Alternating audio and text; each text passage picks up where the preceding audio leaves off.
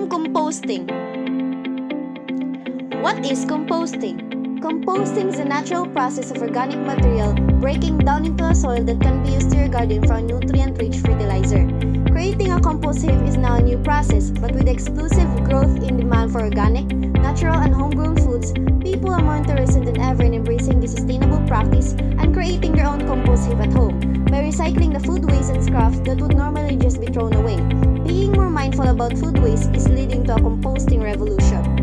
The benefits of composting are the following: reduces landfill waste, reduces the need for chemical fertilizers, enriches soil, helping retain moisture and suppress plant diseases and pests, improves soil aeration and drainage, modifies and stabilizes soil pH, decreases the need for costly watering, recycles kitchen and yard waste, helps to reduce greenhouse gas emissions. Organic waste in landfills generates methane, a potent greenhouse gas. By composting wasted food and other organics, methane emissions are significantly reduced. Why composting is important?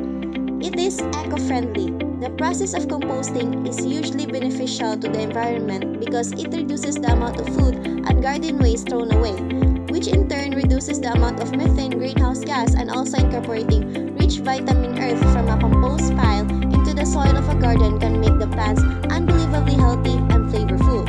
Healthy fruits and vegetables translate into healthy food in the dining table, and healthy food intake has been shown to go hand in hand with healthy human beings living a happy life.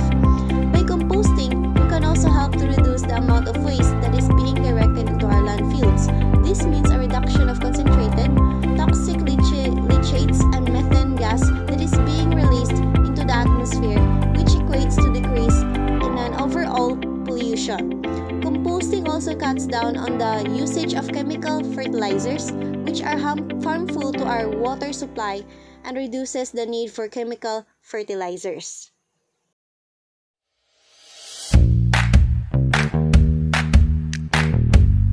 Living in an apartment or in condominium, but you have little space. At the same time, you wanted to make a compost for your plants. So the great solution for that is to make a home composting for your plants. So the first thing to do is to have a container, at least 5 gallon size of mineral water. Then making sure that your container will have a hole just like this. And there will be two main ingredients in creating a compost, and that is the nitrogen and carbon. So the dry we have a dry materials, the dry leaves and the dry newspaper. So these are the materials that will provide a carbon, while this fresh vegetable we have this. So this will be the ingredients that will provide a nitrogen. So let's get started. So the first thing to put is the dry leaves. In putting the ingredients, making sure they should be layer by layer. Do not put it together, just layer by layer. Then we'll have a calamansi or lemon stick.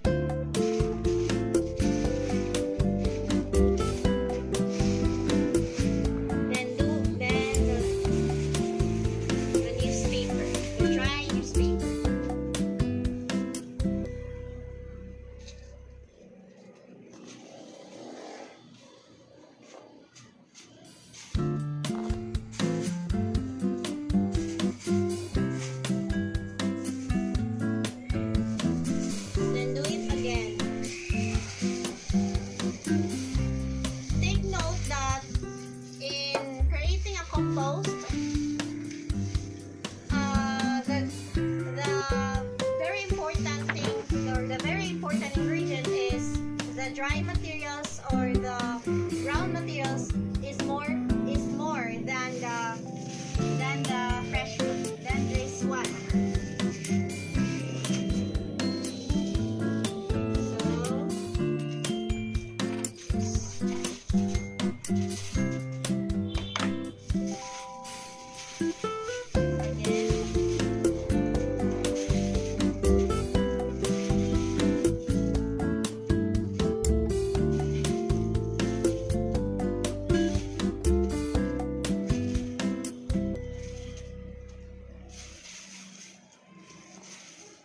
As you can see, I'm not putting some plastic in my hand because I'm not that arty.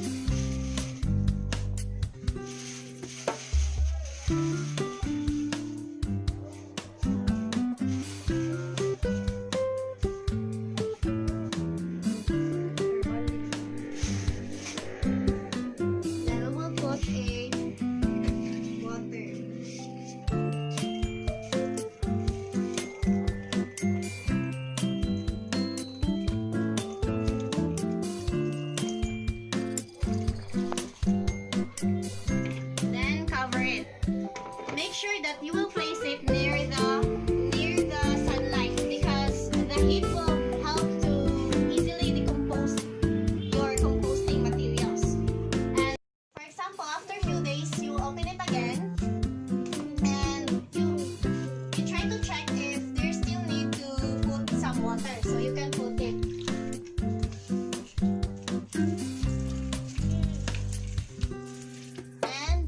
And then you will mix it at the same time.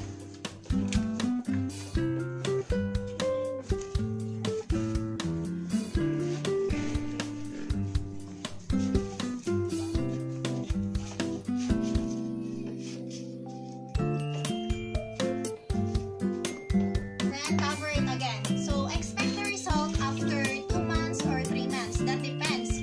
So, but actually you can put a worm on it if you want to, because worm will also help to easily decompose your decomposting materials. That's all. Many months later. After a few months, you will now have a compost that you can harvest. So this is the result looks like.